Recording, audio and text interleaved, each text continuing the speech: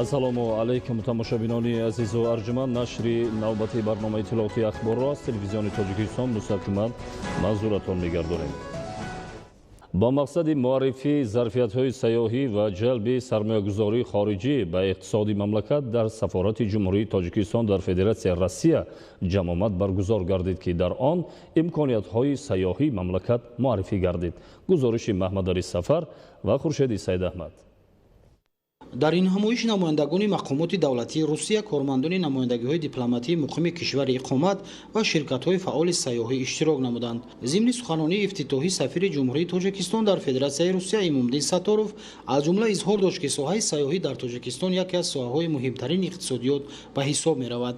дар партави сиёсати созандаи пешвои миллат, президенти мамлакат муҳтарам Эмомалӣ Раҳмон сайёҳӣ ҳамчун як соҳаи муҳими иқтисод тадриҷан рушд мекунад ва ҷумҳурии Тоҷикистон дар ин самти муҳим ва пешравиҳои назаррас ноил гардида дар арсаи байналмилалӣ обрӯи хос пайдо кардааст. баҳри таъмини ҷолибияти соҳа барои сармоягузорони ватаниву хориҷӣ ҳукумати кишвар дар марҳилаи аввал як қатор имтиёзҳоро муқаррар намуда, заминаи иқтисодӣ ва ҳуқуқӣ фароҳам овард, инчунин инфраструктураи зарурии сайёҳӣ барои рушди минтақаҳои сайёҳӣ омода намуд, таъкид карда шуд дар ин ҳамоиш.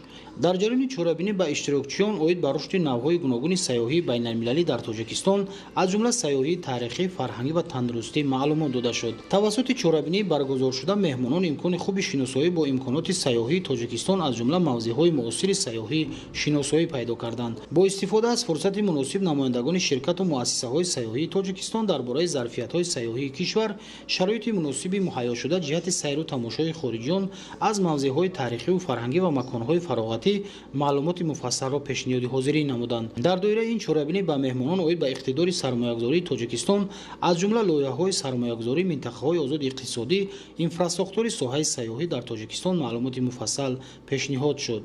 дар идомаи чорабинӣ бо мақсади таҳкими равобит ва табодули мушаххасот миёни намояндагони ширкатҳои сайёҳии Тоҷикистони Русия оид ба ҳамкориҳои минбаъда мубодилаи афкор сурат гирифт.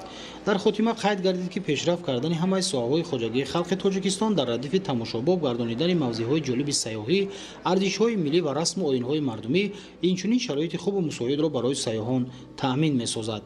Маҳмад Али Сафар, Хуршед Саид Аҳмад аз шаҳри Москваи Федератсияи Русия барои барномаи ахбор.